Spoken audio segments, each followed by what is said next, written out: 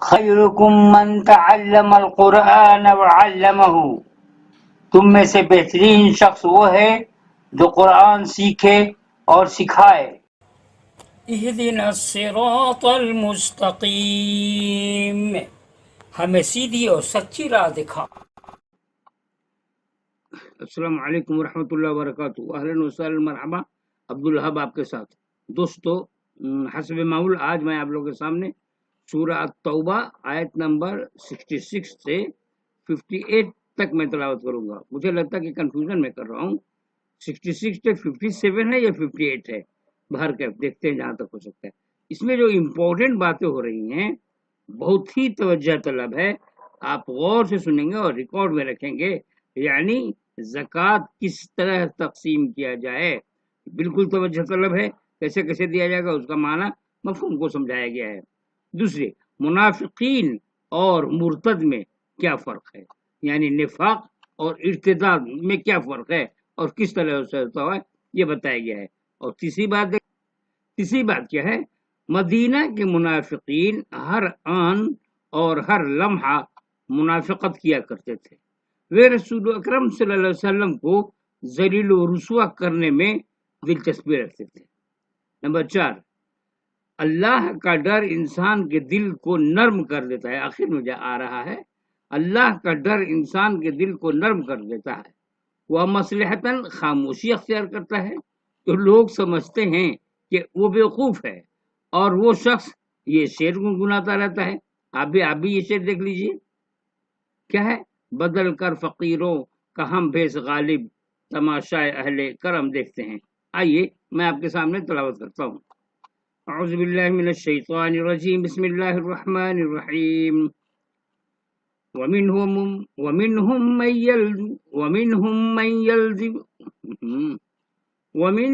مَنْ يَلْمِزُكَ فِي الصَّدَقَاتِ فَإِنْ أُعْطُوا مِنْهَا رَضُوا وَإِنْ لَمْ يُعْطَوْا مِنْهَا إِذَا هُمْ يَسْخَطُونَ وَلَوْ أَنَّهُمْ رَضُوا مَا آتَاهُمُ اللَّهُ وَرَسُولُهُ وَقَالُوا حَسْبُنَا اللَّهُ سَيُؤْتِينَا اللَّهُ مِنْ فَضْلِهِ وَرَسُولُهُ إِنَّا إِلَى اللَّهِ راغبون۔ انما الصدقات للفقراء، یہاں سے تلاوت بہت غور سے سنیں گے، انما الصدقات للفقراء والمساکین والعاملین علیہا والمؤلفة قلوبهم وفي الرقاب والغارمین وفي سبیل اللہ وابن السبیل فریضة من اللہ واللہ علیم حکیم۔ ترجمہ، اور ان میں ایسے بھی ہیں جو تم پر صدقات کے بارے میں عیب لگاتے ہیں۔ دیکھیے کیا کہ منافقین ہیں، اگر اس میں سے انہیں دے دیا جائے تو راضی رہتے ہیں، اور اگر نہ دیا جائے تو ناراض ہو جاتے ہیں۔ کیا اچھا ہوتا کہ اللہ اور رسول نے جو کچھ انہیں دیا تھا اس پر وہ راضی رہتے اور کہتے کہ اللہ ہمارے لیے کافی ہے، اللہ اپنے فضل سے ہم کو اور بھی دے گا اور اس کا رسول بھی، ہم کو تو اللہ ہی چاہیے۔ صدقات یہاں سے امپورٹنٹ ہے، آپ غور سے سنیں گے، نوٹ کر لیں گے اور اس پہ عمل کرنے کی کوشش کریں گے، اس لیے کہ ہم لوگ صدقات پہ عمل کچھ عجیب ڈھنگ سے کرتے ہیں۔ آئیے میں اس پہ بات کرتا ہوں، پہلے ترجمہ دیکھتا ہوں۔ صدقات، زکوٰۃ تو دراصل فقیروں اور مسکینوں کے لیے ہے، اور ان کارکنوں کے لیے ہے جو صدقات کے کام پر مقرر ہیں، اور ان کے لیے ہے جن کی تالیف قلب مطلوب ہے، نیز گردنوں کو چھڑانے میں اور جو تاوان بھرے اور اللہ کے راستے میں اور مسافروں کی امداد کرے۔ یہ ایک فریضہ ہے اللہ کی طرف سے، اور اللہ علم والا اور حکمت والا ہے۔ آئیے تفسیر دیکھتے ہیں، امپورٹنٹ چیزیں ہیں۔ یہاں زکوٰۃ کے مصارف بتائے گئے ہیں، یہ مصارف قرآن کی تصریح کے مطابق 8 ہیں۔ بہت غور سے سنیں گے، اس لیے کہ ہم لوگوں کی زندگی سے تعلق رکھتا ہے، کیسے کیسے اگر آپ صاحب ثروت ہیں، اللہ تعالیٰ نے آپ کو دیا ہے تو آپ کیسے خرچ کریں گے اس کو، صدقات زکوٰۃ کو، اس پہ توجہ طلب ہے، اس پہ ضرور توجہ دیں گے آپ۔ کیا ہے، یہاں زکوٰۃ کے مصارف بتائے گئے ہیں، یعنی یہ مصارف قرآن کی تصریح کے مطابق 8 ہے. کون ہے؟ ایک فقیر، فقراء جن کے پاس کچھ نہ ہو، مساکین جن کو بقدر حاجت میسر نہ ہو، یعنی جتنا ضرورت ہونا چاہیے ان کو نہیں ہو پاتا ہے. اس بارے میں میں کیا بتاؤں کہ بہت سے ایسے میرے کانٹیکٹ میں ہیں کہ ان کی 5 بیٹی ہے اور وہ بیچارے گھر میں پوچھاڑا کرتے ہیں وغیرہ وغیرہ. اس طرح سے گھر چل رہا ہے. آپ سمجھ سکتے ہیں کہ کیا کیفیت ہوگی اس گھر میں. بہرکیف میرا نجی مسئلہ ہے. میرے پاس اس طرح کی خبر آئی تو بہرحال جو کچھ مجھے سوچ سکا میں نے کچھ کیا ان لوگوں کے لیے. بہرکیف اللہ تعالیٰ سب کو ہدایت دے. مساکین جن کو بقدر حاجت میسر نہ ہو، عاملین جو اسلامی حکومت کی طرف سے صدقات کی وصولی اور اس کے حساب کتاب پر مامور ہوں، مؤلفۃ القلوب جن کو اسلام کی طرف راغب کرنا مقصود ہو یا جو اسلام میں کمزور ہوں، رقاب غلاموں کو آزادی دلانے کے لیے یا اسیروں کا فدیہ دے کر انہیں رہا کرنے کے لیے، غارمین جو مقروض ہو گئے ہیں یا جن کے اوپر ضمانت کا بوجھ ہو، سبیل اللہ دعوت دین اور جہاد فی سبیل اللہ کے مد میں. اور ایک کیا ہے؟ ابن السبیل مسافر جو حالت سفر میں ضرورت مند ہو جائے، خواہ اپنے مکان پر مستغنا ہو، یعنی مالدار مکان میں خوشحال ہو گھر پہ، لیکن حالت سفر میں کبھی کبھی اس کو ضرورت پیش آتی ہے تو ایسے لوگوں کو مدد کرتا ہے. دوستو مجھے کہنے دیجیے، مجھے معاف کر دیجیے، میں کہنا چاہتا ہوں کہ عام طور پر ہم لوگوں میں جو صاحب استطاعت ہے، جن کے پاس اللہ تعالیٰ نے دولت سے نوازا، جو اللہ وہ صرف اس پہ زیادہ خرچ کرتا ہے. کہاں پہ ہے؟ فی سبیل اللہ دعوت دین اور جہاد فی سبیل اللہ کی مد میں. یہاں پہ کہیں بھی مدارس میں کوئی حساب کتاب کوئی نہیں کرتا ہے اور فیشن بن چکا ہے ماہ رمضان میں. دوستو جہاں آپ زکوٰۃ دے رہے ہیں، جہاں رہتے ہیں، آپ اپنے اغل بغل کو دیکھیے، کیا وہاں تو ضرورت مند نہیں ہے؟ اس پہ توجہ دیجیے. میں آپ سے گزارش کر رہا ہوں، آپ لوگوں سے گزارش کر رہا ہوں، اپنے سامعین سے گزارش کر رہا ہوں کہ آپ کے ارد گرد میں ایسے لوگ ہیں جو پریشانیوں کی زندگی گزار رہے ہیں، اس کو تھوڑا مت دیجیے، اچھا خاصا دیجیے تاکہ وہ خوشحال ہو جائے. اب 10 روپے 20 روپے 100 روپے 200 روپے دے گا، آپ نے مدد کر دیا، بہت بڑا کام کر لیا، ایسا نہیں. تیر مار لیا ایسا نہیں. ان کو دیجیے 10 15 20 ہزار روپے اگر اللہ تعالیٰ نے آپ کو دیا ہے. اور بلکہ اپنے نگرانی میں اس کو کچھ ایسا کہیے، کچھ ایسا بزنس وغیرہ کرے کہ وہ اپنے پیر پہ کھڑا ہو جائے اور خوشحال زندگی گزارنے لگے. یہ اسلام کا طریقہ ہے جو 6 ہے. کیا ہے؟ 1 2 3 4 5 6 7 8 ہے، جس میں سے زیادہ تر یعنی 98% 95% صرف اس پہ خرچ کرتے ہیں، دعوت دین اور جہاد فی سبیل اللہ. اور معاف کر دیجیے، مجھے کہہ لینے دیجیے اس لیے کہ میں تفصیل میں بیان کر رہا ہوں. مدرسے کو چندہ دینا ایک فیشن بن گیا ہے. مدرسے میں جو لوگ ہیں چندہ وصول کرنے جاتے ہیں تو سب سے پہلے بڑے بڑے شہروں میں اپنا ماحول بناتے ہیں، پہلے چہرہ دکھا دیتے ہیں، سب کا ریکارڈ کر رکھتے ہیں، اور اس کے بعد جب دوسرے سال جاتے ہیں تو کہتے ہیں آپ نے دیا ہم کو، آپ نے ہم کو دیا ہے. تو پھر وہاں سے بڑھوتری ہو جاتی ہے اور پھر اپنے گھر میں جا کر کے 50-50 پہ باتیں ہوتی ہیں. 50-50 پہ باتیں ہوتی ہیں، یعنی 50% آپ رکھیے، 50% میں رکھتا ہوں. اور جو کار لوگ کرتے ہیں حساب بھی نہیں دیتے، بس اتنا آپ کا لے لیجیے، آدھا میں نے رکھ لیا، اس کرایہ خرچہ وغیرہ وغیرہ کچھ نہیں. یعنی من کے مطابق، من کی مرضی ہے. جناب اس پہ توجہ دیجیے آپ تمام حضرات سے. میرا مشورہ یہ ہے کہ آپ جس علاقے میں ہیں اس علاقے کو سدھاریے، یعنی وہاں پہ تعلیم کو عام کیجیے، اسلامی تعلیم یعنی دینی تعلیم، دنیاوی تعلیم وغیرہ وغیرہ. اور سوچئے کہ آپ کے محلے میں کوئی بھی ایسا نہ ہو جو کم سے کم BA پاس نہ ہو. آپ اگر توجہ دیں گے تو آپ خود کر سکتے ہیں. اسلام کے تو اتنا اچھا دین ہے کہ کوئی غریب رہ ہی نہیں سکتا ہے. آپ اگر زکوٰۃ دے رہے ہیں تو آپ اپنے ارد گرد کو پہلے دیکھیے نا، آپ کا جو محلہ ہے، ایک محلہ، آگے بھی مت بڑھیے، اس سے پہلے پریشانیوں کو دور کر دیے، اس کے بعد تھوڑا سا آگے بڑھیے. آپ لوگوں میں کمیٹی ہونی چاہیے، ہم لوگوں میں کمیٹی ہونی چاہیے اس بارے میں. آئیے آگے میں تفصیل کرتا ہوں. میں کبھی گفتگو کروں گا اس موضوع پہ انشاءاللہ تعالیٰ. ابھی تو درس قرآن پیش کر رہا ہوں، تو ہم باتیں آپ کے سامنے بتا دیا، لیکن اس موضوع پہ میں آپ لوگوں سے گزارش کروں گا کیسے ہم لوگ اجتماعی زندگی گزارے برکت. اجتماعی نظم کے تحت جب زکوٰۃ و صدقات تقسیم کی جائے تو ہمیشہ ایسا ہوتا ہے کہ کچھ لوگوں کو حق تلفی یا غیر منصفانہ تقسیم کی شکایت ہوتی ہے، مگر ایسی شکایت اکثر خود شکایت کرنے والوں کی کمزوری ظاہر کرتی ہے. تقسیم کا ذمہ دار خواہ کتنا ہی پاک باز ہو، لوگوں کی ہرس یعنی لالچ اور ان کا محدود طرز فکر بہرحال اس قسم کی شکایتیں نکال لے گا.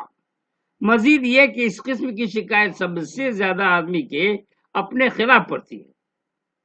وہ آدمی کے فکری امکانات کو بروئے کار لانے میں رکاوٹ بن جاتی ہے.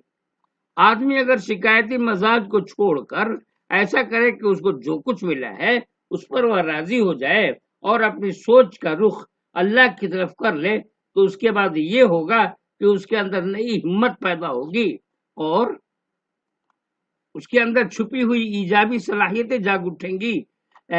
وہ ملی ہوئی رقم کو زکوٰۃ زیادہ کارآمد مصرف میں لائے گا. عطیات پر انحصار کرنے کے بجائے اس کے اندر اپنے آپ پر اعتماد کرنے کا ذہن ابھرے گا. وہ خدا کے بھروسہ پر نئے اقتصادی مواقع کی تلاش کرنے لگے گا. دوسروں سے بیزاری کے بجائے دوسروں کو ساتھی بنا کر کام کرنے کا جذبہ اس کے اندر پیدا ہوگا. دوستو یہ سب بہت اہم باتیں تھیں جو آپ توجہ سے سنیں گے، اور اگر آپ کو پسند ہے میری بات تو بالکل آپ کا فرض ہے کہ آپ میری باتوں کو دوسرے کے سامنے شیئر کیجیے. یہ سب آپ کا کام ہے. ابھی قرآن کی تلاوت کرتا ہوں میں. وَمِنْهُمُ الَّذِينَ يُؤْمِنُونَ بِاللَّهِ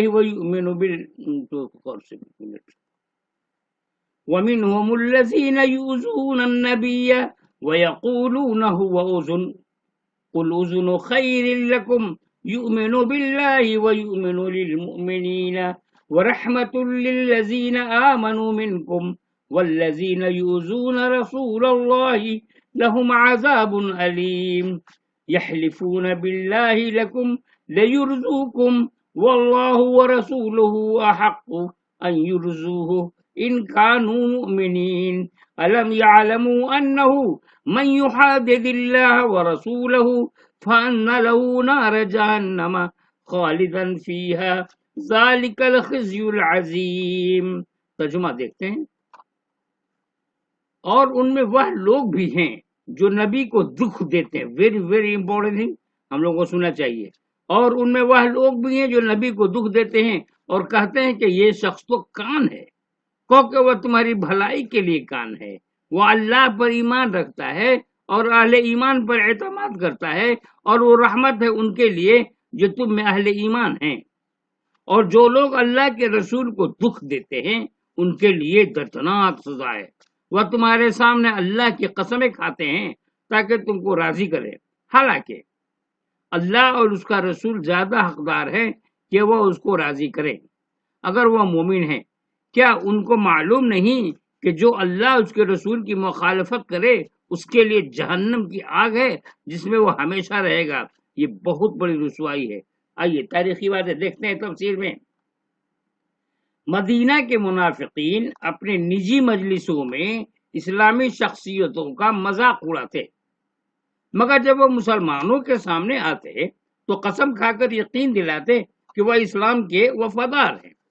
اس کی وجہ یہ تھی کہ مسلمان مدینہ میں طاقتور تھے، وہ منافقین کو نقصان پہنچانے کی حیثیت میں تھے، اس لیے منافقین مسلمانوں سے ڈرتے تھے. اس سے منافق کے کردار کا اصل پہلو سامنے آتا ہے. منافق کی دینداری انسان کے ڈر سے ہوتی ہے نہ کہ خدا کے ڈر سے. وہ ایسے مواقع پر اخلاق و انصاف والا بن جاتا ہے جہاں انسان کا دباؤ ہو یا عوام کی طرف سے اندیشہ لائق ہو، مگر جہاں اس قسم کا خطرہ نہ ہو اور صرف خدا کا ڈر ہی وہ چیز ہو جو آدمی کی زبان کو بند کرے اور اس کے ہاتھ پاؤں کو روکے تو وہاں وہ بالکل دوسرا انسان ہوتا ہے. اب وہ ایک ایسا شخص ہوتا ہے جس کو نہ بااخلاق بننے سے کوئی دلچسپی ہو اور نہ انصاف کا رویہ اختیار کرنے کی ضرورت. جو لوگ مصلحتوں میں گرفتار ہوتے ہیں اور اس بنا پر تحفظات سے اوپر اٹھ کر خدا کے دین کا ساتھ نہیں دے پاتے وہ عام طور پر معاشرہ کے صاحب حیثیت لوگ ہوتے ہیں. بہت امپورٹنٹ چیزیں دیکھیے، میں پھر پڑھتا ہوں. جو لوگ مصلحتوں میں گرفتار ہوتے ہیں اور اس بنا پر تحفظات سے اٹھ کر خدا کے دین کا ساتھ نہیں دے پاتے، وہ عام طور پر معاشرہ کے صاحب حیثیت لوگ ہوتے ہیں۔ اپنی حیثیت کو باقی رکھنے کے لیے وہ ان لوگوں کی تصویر بگاڑنے کی کوشش کرتے ہیں جو پیچھے جو سچے اسلام کو لے کر اٹھے۔ وہ ان کے خلاف جھوٹے پروپیگنڈے مہم چلاتے ہیں، ان کو طرح طرح سے بدنام کرنے کی تدبیریں کرتے ہیں، ان کی باتوں میں بے بنیاد قسم کی اعتراض نکالتے ہیں۔ ایسے لوگ بھول جاتے ہیں کہ یہ بے حد سنگین بات ہے۔ یہ اہل ایمان کی مخالفت نہیں بلکہ خدا کی مخالفت ہے۔ یہ خدا کا حریف بن کر کھڑا ہونا ہے۔ ایسے لوگ اگر اپنی معصومیت ثابت کرنے کے بجائے اپنی غلطی کا اقرار کریں اور کم از کم دل سے اسلام کے داعیوں کے خیرخواہ ہوتے تو شاید وہ قابل معافی ٹھہرتے، مگر ضد اور مخالفت کا طریقہ اختیار کر کے انہوں نے اپنے کو خدا کے دشمنوں کی فہرست میں شامل کر لیا۔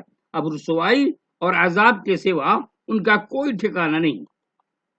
اللہ کا ڈر آدمی کے دل کو نرم کر دیتا ہے، وہ لوگوں کی بنیاد باتوں کو بھی خاموشی کے ساتھ سن لیتا ہے، یہاں تک کہ نادان لوگ کہنے لگتے ہیں کہ یہ تو سادہ لو ہیں، باتوں کی گہرائی کو سمجھتے نہیں اور جتنا لوٹنا ہے وہ لوٹ لیتے ہیں۔ مثلا میری خاموشی ہے، میری خاموشی کو دیکھ کر کے کچھ لوگوں نے سمجھا کہ میں بیوقوف ہوں اور یہ نہیں سمجھ رہے کہ میں عزت اور احترام کے ساتھ ان کے ساتھ پیش آ رہا ہوں، اور وہ دھوکہ پہ دھوکہ دیتے چلے جا رہے ہیں۔ بالکل کیا بتائے گا، یہ زندگی ہے زندگی۔ بارکفائی قرآن شریف کی تلاوت کرتا ہوں۔ يحذر المنافقون أن تنزل عليهم سورة تنبئهم بما في قلوبهم قل استهزئوا إن الله مخرج ما تحذرون ولئن سألتهم ليقولن إنما كنا نخوض ونلعب قل أبالله وآياته ورسوله كنتم تستهزئون لا تعتذروا قد كفرتم بعد إيمانكم إن نعفو عن طائفة منكم نعذب طائفة بأنهم كانوا مجرمين۔ ترجمہ دیکھتے ہیں۔ منافقین ڈرتے ہیں کہ کہیں مسلمانوں پر ایسی سورہ نازل نہ ہو جائے جو ان کے دلوں کے بھیدوں سے آگاہ کر دے۔ کہو کہ تم مذاق اڑا لو، اللہ یقیناً اس کو ظاہر کر دے گا جس سے تم ڈرتے ہو، اور اگر تم ان سے پوچھو تو کہیں گے کہ ہم تو ہنسی اور دل لگی کر رہے تھے۔ کہو کیا تم اللہ سے اور اس کی آیات سے اور اس کے رسول سے ہنسی اور دل لگی کر رہے تھے؟ بہانے مت بناؤ، تم نے ایمان لانے کے بعد کفر کیا ہے۔ اگر ہم تم میں سے ایک گروہ کو معاف کر دیں تو دوسرے گروہ کو تو ضرور سزا دیں گے کیونکہ وہ مجرم ہیں۔ دیکھیے تاریخی باتیں چل رہی ہیں، رسول اللہ صلی اللہ علیہ وسلم کے ساتھ منافقین کیسے مذاق اڑاتے ہیں، یہ سب باتیں اس میں ہیں، توجہ سے سنیں گے آپ۔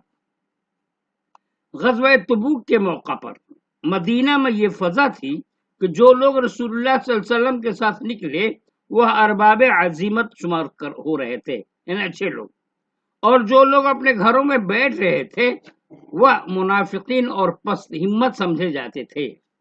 بیٹھ رہنے والے منافقین نے رسول اور اصحاب رسول صلی اللہ علیہ وسلم کے عمل کو کمتر ظاہر کرنے کے لیے ان کا مذاق اڑانا شروع کیا۔ کسی نے کہا یہ قرآن پڑھنے والے ہمیں تو اس کے سوا کچھ اور نظر نہیں آتے کہ وہ ہمیں سب سے زیادہ بھوکے۔ دیکھیے امپورٹنٹ بات کیا ہے، یہ قرآن پڑھنے والے ہمیں تو اس کے سوا کچھ اور نظر نہیں آتے کہ وہ ہم میں سب سے زیادہ بھوکے ہیں، ہم میں سب سے زیادہ جھوٹے ہیں اور ہم میں سب سے زیادہ بزدل ہیں۔ اب یہ عربی عبارت ہے، میں سنوں گا، اگر میں پڑھوں گا تو اس کا فائدہ ہوگا نہیں، یہ پڑھ دیتا ہوں۔ ما رأى قراؤنا هؤلاء الا ارغبتنا بیتونا، یا پتہ نہیں کیا ہے، وَأَكْذِبْنَا السُّنَّةَ وَأَجِبْتَنَا عِنْدَ اللِّقَاءِ۔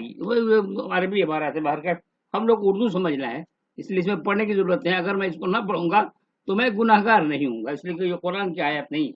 اب امپورٹنٹ چیز ہے ہم لوگ کو قرآن کی میسج کو سمجھنا ہے۔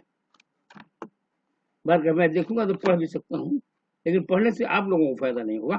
کسی نے کہا تو ہے ہی بات ہے، کسی نے کہا کیا تم سمجھتے ہو کہ رومیوں سے لڑنا بھی ایسا ہی ہے جیسا کہ عربوں کا آپس میں لڑنا؟ خدا کی قسم یہ سب لوگ رسیوں میں بندھے ہوئے نظر آئیں گے. اتحسبون جلاد بنی الاسود كقتال على بعضهم بعضا والله لكان بكم غدا مقرنين في الحبال.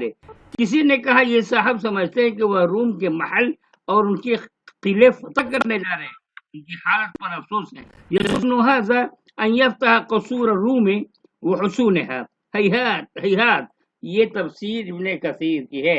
اگر عربی جان کے تب نہ مزہ آئے گا، تو میں تو پڑھنے میں مزہ مل رہا ہے مجھے باہر کیسے. آئیے دیکھتے ہیں آگے.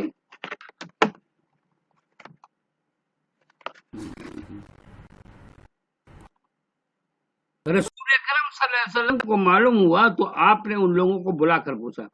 وہ کہنے لگے ہم تو صرف ہنسی کھیل کی باتیں کر رہے تھے.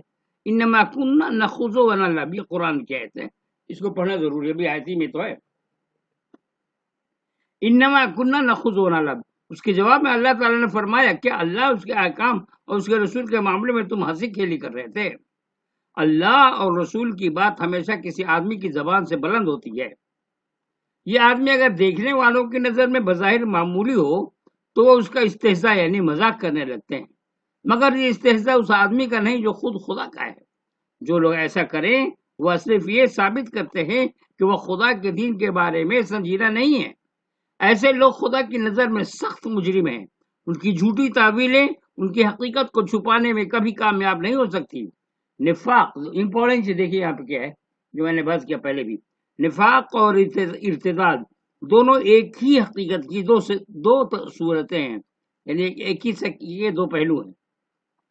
آدمی اگر اسلام اختیار کرنے کے بعد کھلم منکر ہو جائے تو یہ ارتداد ہے، اور اگر ایسا ہو کہ ذہن اور قلب کے اعتبار سے وہ اسلام سے دور ہو مگر لوگوں کے سامنے وہ اپنے کو مسلمان ظاہر کرے تو یہ نفاق ہے. ایسے منافقین کا انجام خدا کے ہاں وہی ہے جو مرتدین کا ہے، الا یہ کہ وہ مرنے سے پہلے اپنی غلطیوں کا اقرار کر کے اپنی اصلاح کر لے. دوستو میں یہیں تک آپ کے سامنے تلاوت کیا، اس کے بعد انشاءاللہ تعالی اگلی مجلس میں کوشش کر رہا ہوں کہ ہر دن آپ کے سامنے تلاوت کروں، اس لیے کہ آپ لوگوں میں سے بہت سے مسلسل سامعین ہیں جو مسلسل سن رہے ہیں. اللہ تعالیٰ انہیں جزائے خیر دے. بس ان لوگوں سے گزارش ہے کہ جہاں تک ممکن ہو سکے اس پیغام کو اپنے دوستوں میں، اپنے رشتہ داروں میں، اپنے لوگوں میں عام کرنے کی کوشش کریں. اس لیے کہ میرا نظریہ ہے کہ اگر انسان یعنی مسلمان ہر سبجیکٹ کو سمجھ سکتا ہے تو قرآن کے میسج کو بھی سمجھنا آسان ہے. بہت سے علماء کرام صرف تلاوت کی حد تک زندگی گزار رہے ہیں، میں ان سے خوش نہیں ہوں. تلاوت کرنا تو بہرحال صاحب کا کام ہے، لیکن اگر ترجمہ اور تفسیر بھی جان جائیں تو وہ عقل مندوں کا کام ہے. اور اسلام کہتا ہے کہ تم عقل والے ہو، تم فکر کرنے والے ہو، غور و فکر کرنے والے ہو، تدبر کرنے والے ہو. تو آپ اپنے بارے میں سوچیے کہ ہم کس سے کٹ گھرے میں کھڑے ہیں. کیا صرف تلاوت کرنے سے کام چل جائے گا یا تفسیر اور ترجمہ اور تفسیر بھی سنیں؟ اب امپورٹنٹ چیز کیا ہے کہ اگر آپ مطالعہ کر رہے ہیں یعنی تفسیر وغیرہ پڑھ رہے ہیں اور صرف پڑھ رہے ہیں تو آپ کی ذات تک ہے، اور میں سنا رہا ہوں تو لوگ سن رہے ہیں تو بہت سے لوگ سنتے ہوں گے. تو بہتر ہوگا کہ گھروں میں تلاوت قرآن سننے کا اہتمام کم از کم کر لیں. 20 منٹ 25 منٹ کے درمیان یہ تلاوت ہوتی ہے، اس کا ترجمہ بیان کرتا ہوں، اچھی باتیں ہوتی ہیں. آپ یقین کریں اگر 40 دن تک مسلسل آپ پڑھتے رہیں گے، سنتے رہیں گے، آپ کے گھر میں بہت ہی برکت ہوگی، ایک چینجنگ آ جائے گی. مجھے ایسا احساس ہوتا ہے. آپ میری آواز سن رہے ہیں، میں بیماریوں میں سرابور تھا، جتنی بیماریاں تھی سب ہمارے اندر تھی. اللہ کا لاکھ لاکھ شکر ہے. دیکھیے میری آواز ہے، کبھی چہرہ بھی دکھائی دیتا ہوں. میں سوچتا ہوں کہ قرآن جب پڑھ رہا ہوں تو چہرہ وغیرہ دکھانے کی بالکل ضرورت نہیں ہے. آپ توجہ سے سنیں، بس اتنا ہی کافی ہے. دعا میں یاد رکھیے گا، آپ دعا کیجئے کہ میری صحت بالکل اچھی رہے اور میں مکمل قرآن آپ لوگوں کے سامنے سنا دوں. اچھا تو اجازت دیجیے. السلام علیکم ورحمۃ اللہ وبرکاتہ.